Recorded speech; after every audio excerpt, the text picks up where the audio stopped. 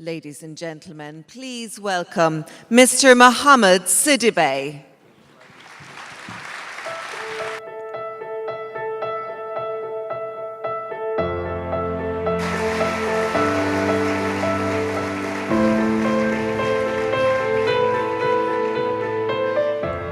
Thank you.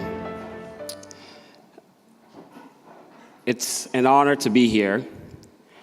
Before I begin, I would like to thank our host, UAE. Last month, UAE became the first Arab nation to donate $100 million to the Global Partnership for Education to ensure that kids everywhere around the world have access to quality education. So let's give a round of applause to UAE.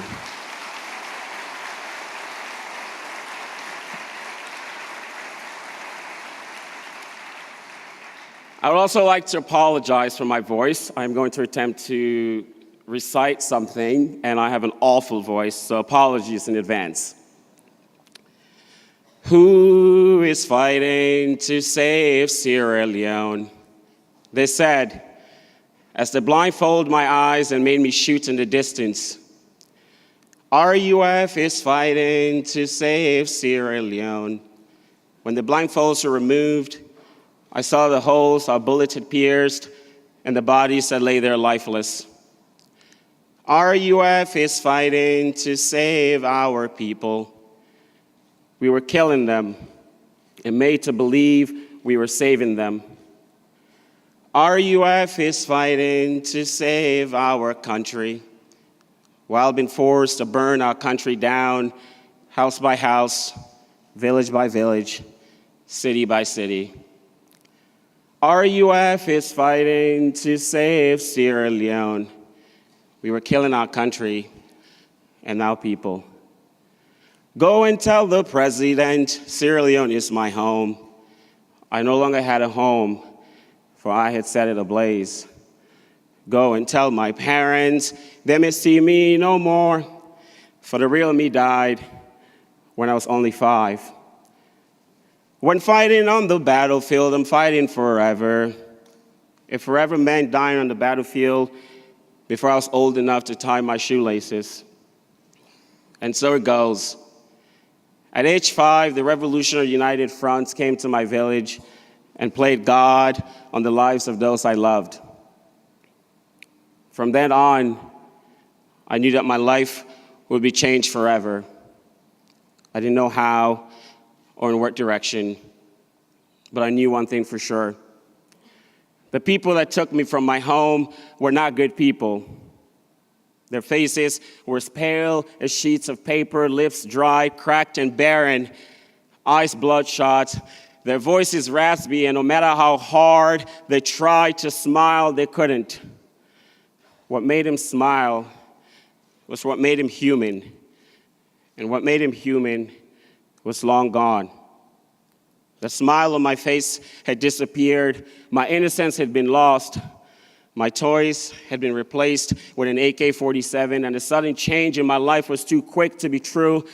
I couldn't grasp my new reality, so I kept wishing it was a dream. This dream lasted for over 4 years, And when I awoke, my reality was as hopeless as my dream. I was orphaned, uneducated, and homeless.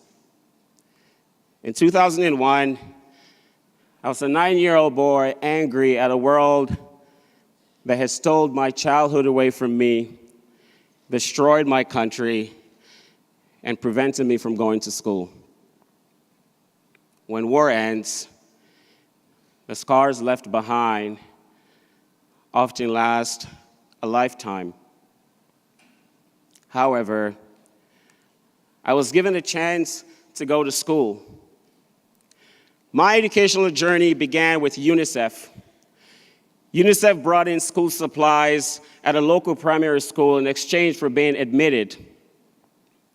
Without them, I probably would have never seen the inside of a classroom.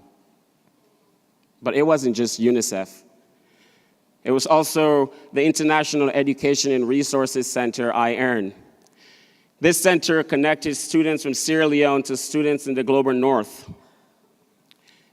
It was at IERN that I first became fascinated by the power of connectivity and the possibility of global learning.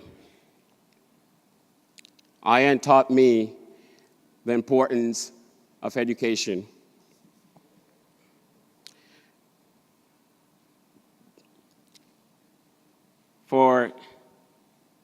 IERN introduced me to a group of elementary school students in Canada who sold pizza to keep me in school after UNICEF had left. If it wasn't for them, my education would have also ended before it even began. But it wasn't just them.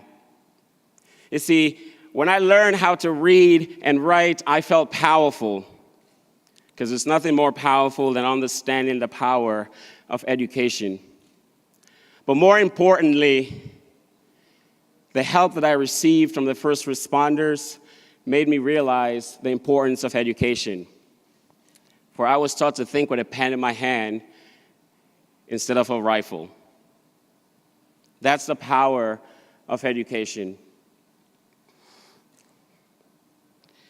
My life is one big oxymoron. In 2007, I was invited to give a speech at the US. Being on campus that day, I realized that I too could dream, that university wasn't just for the rich and powerful, that it was also for students like me. So upon deciding to stay in the US by myself, I was soon enrolled in a public high school. It was then and there that I understood the inequalities of our educational system. It was then that I realized that my 4 years of schooling in my slum in Sierra Leone did not adequately prepare me for a life outside of my slum, let alone an American high school. But I fought my way through. I had nothing left to lose. It took all but 8 years of quality education, opportunity, and access for me to graduate not only high school, but to obtain a bachelor's degree.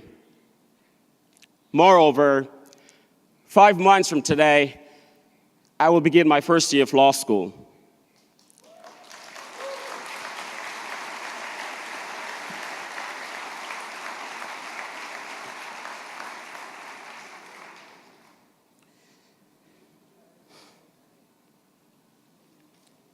Fact: 6 out of 10 children who are in school are not learning. Fact: of the estimated 1.6 billion young people come 2030 will lack the skills they need to contribute to the global economy. Fact: 9 out of 10 former child soldiers that I knew that did not receive quality education or skills training are either in jail or roaming the streets of Freetown. Fact: my education has given me agency and has brought me here today. I was one of the 264 million children that do not have access to quality education. Imagine if we can give them access. what they could do. I believe that they could build nations far greater than the fictional country of Wakanda. For far too long, youth from the global south have been bystanders to development and innovation. You see, we've been bystanders not by our choice, but by the geography of our birth. We have stood by and watched the world send women and men to the moon. We're watching as the world raced to create a human colony on Mars. Just 3 weeks ago, Nokia and Vodafone announced that they're creating a 4G network on the moon. Imagine that. In an age where globalization, connectivity drives great success and opportunity for companies like Apple, Facebook, and Google, we can and must do better. We can no longer wait on anyone, because every one of us in this room, if we work together, we're capable of ensuring that every child on this planet have access to quality education. We can do it. It's just a matter of will. In my home country of Sierra Leone, people were quick to conclude that the devastating civil war and the Ebola epidemic are the genesis of our weak educational system. But I beg to differ. You see, these events are a byproduct of a failed system. Somehow, our politicians believe that there is no direct investment in education. There's no direct return on investing in education. There's no immediate return in investing in education. Such myopic thinking has over the years reduced the amount of money allocated to our educational system. To be ready for the 21st century, students must be taught critical thinking, globalization, technology familiarization, lifelong learning skills, and more. But it saddens me to say my home country, Sierra Leone, lacks in each and every one of these categories. You see, our leaders run on the platform of we're going to provide employment for all the youth. But they never run on the platform of providing quality education. It's simply a matter of necessity versus sufficiency. In order to provide sustainable employment, we must first do that which is required. Educate the young people within that community. But yet it's always, we're going to educate, we're going to employ the youth, but never about educating them. Here's a word of advice to the various ministries of education and world leaders here today. Stop promising us jobs while simultaneously reducing funding for education.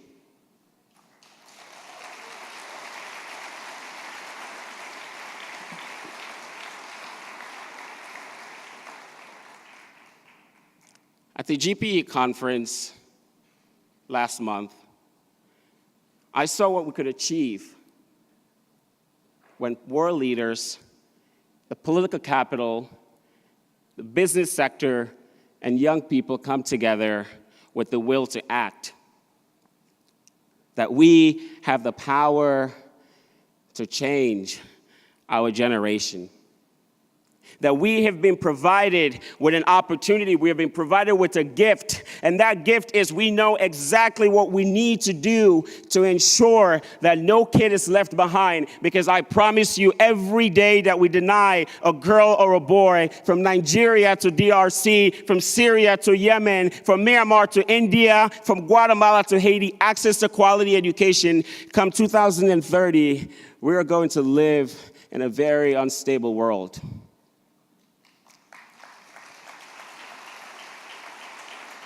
So the time is now. I said this last month, and I'm saying this again. I'm not here to ask you to change the world. I'm just here to ask you to do what must be done, to do your part, to make the possible attainable. That's what I'm here to do. To conclude, in our solidarity statement last month, you often hear world leaders saying that we're fighting for the right of key people who are not here. But the reality is, the youth, we have a voice. We're not asking you to give us a voice because we have one. What we're asking you to do is to provide us with a platform of education so that we can be prepared for the future. Because the future is grim if we do not do what needs to be done. I am a byproduct of a fortuitous education, and I will not be here today if I did not receive the quality of education that I received. So please, let's stop kidding ourselves. And as we go ahead with this conference, let's remember that we have the possibility of tapping into the great brain trust of kids from all over the world, not just kids from the global north, but kids from the global south, because we are the future. Thank you.